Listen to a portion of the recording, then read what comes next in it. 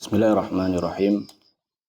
Assalamualaikum warahmatullahi wabarakatuh.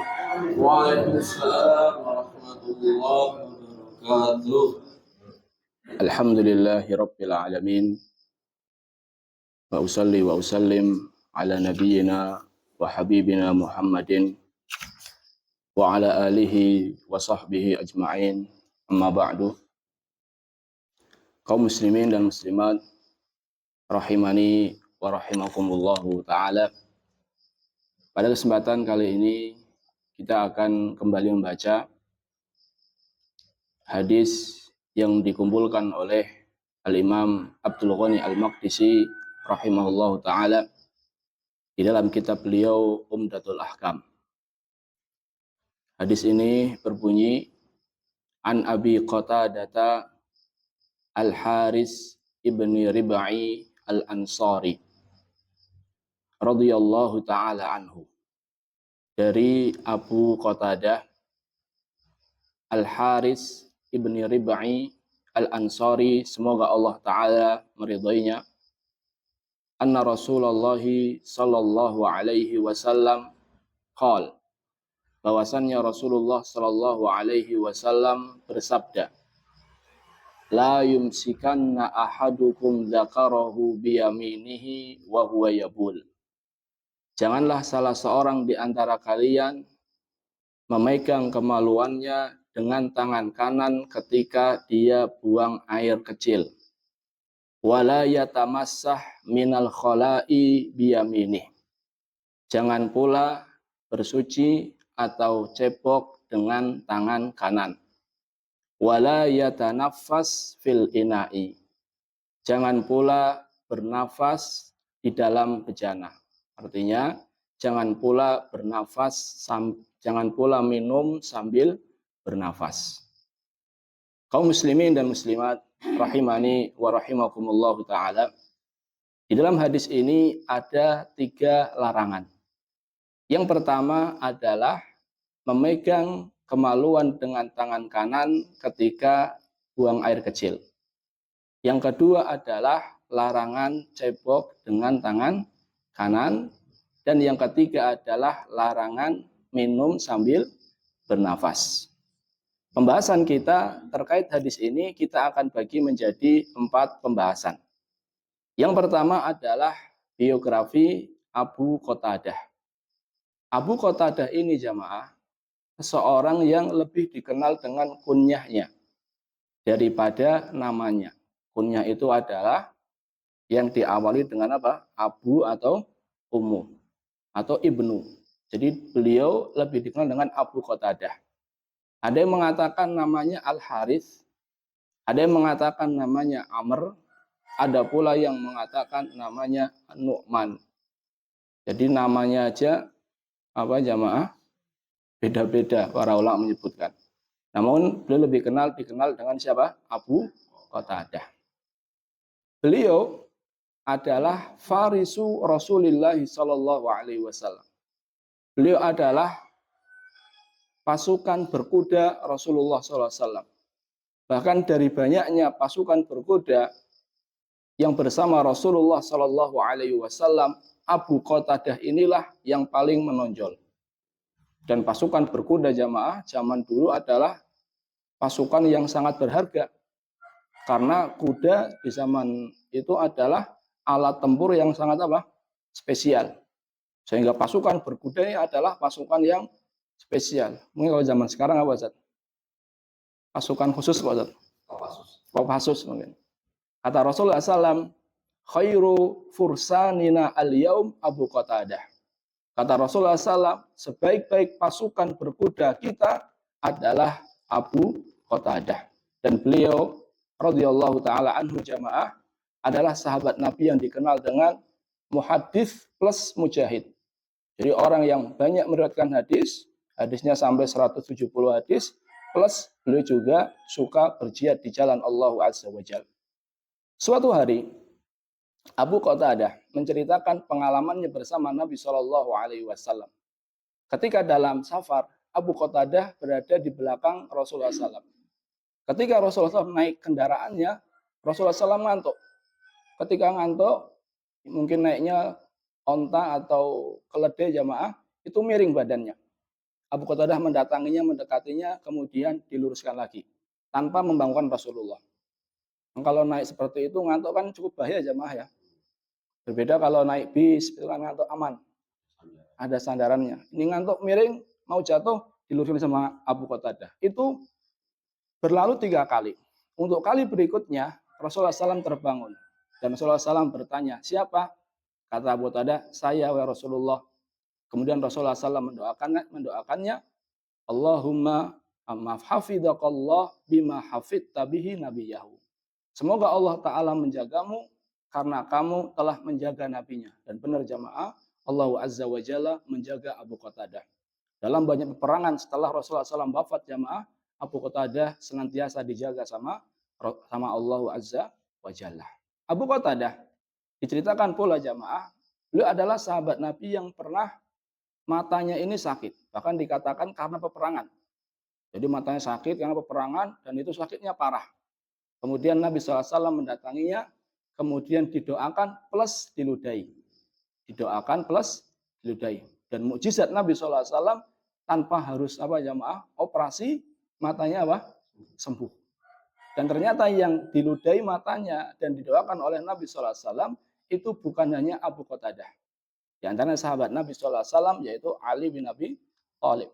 Rasulullah SAW ketika perang Khaybar beliau mengatakan, la'utiyanna rayata ghadan rajulan yaftahullahu ala yadai. Besok saya akan berikan panji perang ini kepada seseorang yang Allah Ta'ala akan memenangkan dia. Yuhibbullaha wa rasulah wa yuhibbuhullahu wa rasuluh. Dia adalah orang yang cinta kepada Allah dan Rasulnya dan dia dicintai Allah dan Rasulnya. Jadi Ali bin Abi Thalib berdasarkan sabda Nabi SAW adalah orang yang dicintai oleh siapa? Allah dan Rasulnya.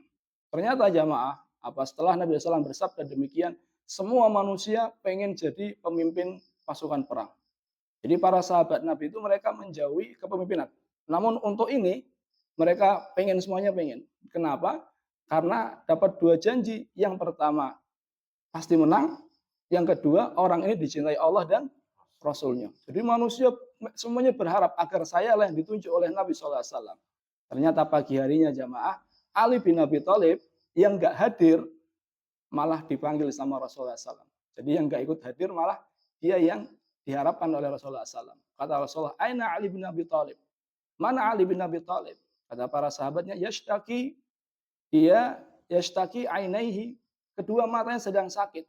Akhirnya dipanggillah Ali bin Abi Thalib, kemudian didoakan oleh Rasulullah SAW, diludahi oleh Rasulullah SAW, kemudian sembuh seakan-akan belum pernah sakit sebelumnya. Ini merupakan mukjizat Nabi Shallallahu Alaihi Wasallam. Jadi di antara sahabat yang pernah matanya sakit, kemudian diludahi Rasulullah, selain Ali bin Abi Thalib adalah siapa? Abu Qatadah radhiyallahu taala anhu. Beliau wafat pada tahun 54 Hijriah. Ini sedikit tentang Abu Qatadah radhiyallahu taala anhu. Sekarang kita masuki pembahasan yang kedua, yaitu larangan dari memegang kemaluan dengan tangan kanan ketika buang air kecil. Larangan memegang kemaluan dengan tangan kanan ketika buang air kecil. Disebutkan dalam sebagian riwayat jamaah, larangan memegang kemaluan dengan tangan kanan ini dalam segala hal. Bukan hanya ketika buang air kecil. Namun wallahu a'lam, riwayat yang terbanyak dan terkuat adalah larangan ini berlaku ketika buang air kecil. Jadi larangan ini hanya berlaku ketika buang air kecil. Dan ini berlaku baik laki-laki maupun perempuan. Karena Rasulullah SAW bersabda di dalam sebuah hadis, An-nisa'u syaqa'iqur rijal. Perempuan itu adalah bagian dari laki-laki. Artinya, hukum Islam ini, kalaupun disebutkan laki-laki, maka masuk di dalamnya juga perempuan. Jadi kan banyak hadis-hadis, mamin rajulin, tidak laki-laki demikian, itu bukan hanya khusus buat siapa? Laki-laki. Namun, masuk di dalamnya juga perempuan. Kecuali kalau ada dalil bahwasannya hukum ini khusus bagi laki-laki. Jadi larangan ini sebagaimana berlaku bagi laki-laki juga berlaku bagi perempuan. Pembahasan yang kedua adalah larangan dari istinja atau cebok dengan tangan kanan. Larangan dari cebok dengan tangan kanan. Kenapa? Karena kita tahu bahwasanya tangan kanan ini di dalam agama Islam memiliki kedudukan yang mulia. Tangan kanan ini memiliki kemuliaan. Telah kita baca dulu hadis Aisyah. Bahwasannya karena Rasulullah SAW yujibu tayammunu, bahwasanya Rasulullah itu lebih senang menggunakan tangan kanan atau mendahulukan kanan, bagian kanan ketika nyisir, ketika pakai sendal, ketika bersuci dalam artian ketika wudhu, ketika mandi, dan dalam segala hal. Dalam segala hal ini umum, tapi maknanya adalah khusus. Khusus untuk hal-hal yang baik. Jadi kaedahnya jamaah, yang dibawakan oleh Al-Imam An-Nawawi rahimahullahu ta'ala dan ulama lainnya, maka namin babil ikram wazina fayakunu bil yamin. Apa-apa kalau seandainya dalam rangka kemuliaan atau dalam rangka berhias, jadi untuk hal-hal yang baik, untuk hal-hal yang berhias, maka mendahulukan bagian kanan atau menggunakan tangan kanan. Wa makana min qabili al-khaba'is. Adapun kalau seandainya untuk hal-hal yang kurang baik, untuk hal-hal yang kotor, fabil yasar, maka menggunakan tangan kiri. Di antaranya adalah istinja, yaitu cebok. Jadi untuk hal-hal yang baik kita menggunakan mendahulukan bagian kanan atau menggunakan tangan kanan. Namun untuk hal-hal yang kurang baik seperti cebok, maka kita menggunakan tangan apa? Kiri. Ini yang ketiga. Faedah yang keempat adalah an-nahyu anit tanafus. Larangan dari minum sambil bernafas. Larangan minum sambil bernafas. Kalau seandainya bernafas saja dilarang, maka meniup lebih dilarang. Karena meniup lebih parah jamaah. Jadi kalau seandainya minum sambil bernafas saja dilarang, maka meniup lebih dilarang lagi. Makanya kata Ibnu Hajar rahimahullahu taala, wan nafkhu fi hadhil ahwali kulliha asyaddu minat tanafus. Jadi kalau bernafas ketika minum atau minum sambil bernafas itu dilarang, maka kata Ibnu Hajar rahimahullahu taala, meniup makanan, meniup minuman itu lebih diapakan?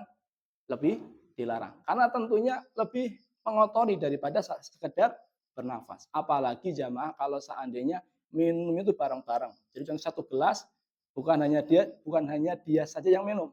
Artinya setelah itu ada orang yang bakal minum setelahnya. Maka contohnya kalau kita minum sambil bernafas, tentunya orang yang minum setelahnya akan merasa apa? Kurang nyaman kan jamaah. Karena tadi lihat minum sambil apa? Bernafas. Tentunya angin yang keluar dari hidung itu kan masuk ke dalam minuman tadi. Orang yang minum setelahnya tentu merasa kurang nyaman. Disebutkan dalam hadis lain jamaah dari Anas bin Malik, Rasulullah SAW bersabda, kata Anas bin Malik, karena Rasulullah SAW yatanafas fil ina'i salasan. Bahwasannya Rasulullah SAW itu bernafas di dalam tempat minum, Rasulullah SAW bernafas ketika minum 3 kali. Jadi kalau hadis pertama kok larangan minum sambil bernafas, kalau kata Anas, Rasulullah itu bernafas sambil minum, bernafas 3 kali. Belum minum sambil bernafas berapa kali? 3 kali. Maksudnya bagaimana? Kata Al-Qadhi Iyad, bahwasannya larangan bernafas sambil minum itu benar-benar minum sambil bernafas. Ini dilarang.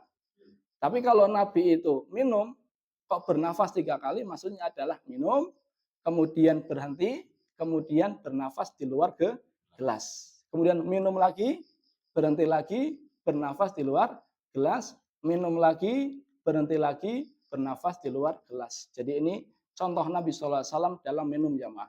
Jadi bukan satu gelas langsung apa? Langsung habis. Tapi beliau bernafas 3 kali di luar gelas, disebutkan dalam riwayat juga 2 kali. Nah, ini contoh Nabi kita Muhammad Sallallahu Alaihi Wasallam. Jadi ada 4 pembahasan yang jamaah. Yang pertama adalah biografi Abu Qatadah. Yang kedua adalah larangan memegang kemaluan ketika kencing dengan tangan kanan. Yang ketiga adalah larangan cebok dengan tangan kanan, dan yang keempat adalah larangan minum sambil bernafas. Wallahu taala alam bisawab. Terima kasih atas perhatiannya. Mohon maaf atas segala kesalahan. Kita tutup dengan doa kafaratul majlis. Subhanakallahumma wa bihamdika asyhadu an la ilaha illa anta astaghfiruka wa atubu ilaik. Wassalamualaikum warahmatullahi wabarakatuh. Waalaikumsalam warahmatullahi بسم الله الرحمن الرحيم